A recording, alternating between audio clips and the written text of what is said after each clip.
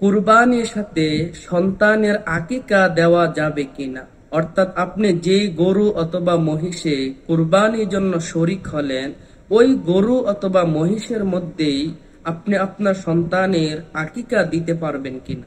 তার জবাব হলো হ্যাঁ, কুরবানির সাথে আপনি আপনার সন্তানের আকিকাও দিতে পারবেন।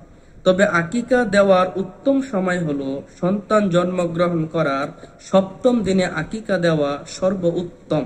তবে কেউ যদি অপারগ হয়, দিতে না পারে, তবে তার জন্য সুযোগ রয়েছে, সে যে কোনো সময় ইচ্ছা সন্তানের আকিকা দিতে পারবে। তবে একটা সুবর্ণ সুযোগ হলো কুরবানির সাথে আকিকা দেওয়া। আর আকিকা করার নিয়ম হলো, যদি আপনি আপনার ছেলের জন্য আকিকা দিতে চান, তো ছেলের পক্ষ থেকে 2টা বকরি আকিকা দেবে।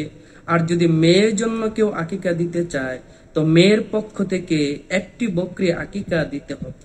তবে কেউ যদি অপারগ হয়, তার সামর্থ্য না থাকে, তাহলে ছেলের ক্ষেত্রে 1টি বকরি আকিকা দিলেও আদায় হয়ে যাবে। যেমন আল্লাহর রাসূল সাল্লাল্লাহু আলাইহি ওয়াসাল্লাম হাসান এবং হুসাইনের জন্য, উভয়জনের জন্য 1টি করে 2টি বকরি আকিকা করেছিলেন। আর যদি আপনি গরুতে আকিকার নিয়ত করেন, তো নিয়ম অনুযায়ী ছেলের জন্য আপনি গরুতে 2টা অংশ দিতে হবে আকিকা, আর মেয়ের জন্য গরুতে 1টি অংশ দিতে হবে।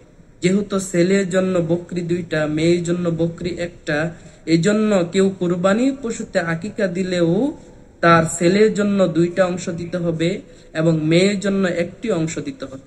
তবে এখানেও সুযোগ রয়েছে, যদি কারো সামর্থ্য না থাকে, যদি কেউ অপারগ হয়, তাহলে গরুর মধ্যে আকিকা দিলেও ছেলের জন্য 1টি অংশ দিলেও চলবে। তাহলে আমরা যারা সন্তান জন্ম হওয়ার পরে আকিকা দিতে পারি নাই, তাদের জন্য কিন্তু সুন্দর এবং সুবর্ণ একটা সুযোগ কুরবানির সাথে আকিকা দেওয়া। এবং আপনি নিঃসন্দেহে দিতে পারেন, কুরবানির সাথে আকিকা দেওয়া এটা জায়েজ। এই ভিডিও থেকে যেন অন্য ভাইও উপকৃত হতে পারে, দয়া করে শেয়ার করে অন্য ভাইয়ের নিকট পৌঁছে দিবেন। এরকম ইসলামিক ভিডিও পেতে দয়া করে চ্যানেলটি একটু সাবস্ক্রাইব করে সহযোগিতা করে যাবেন। আল্লাহ তাআলা আপনাকে উত্তম বিনিময় দান করুক।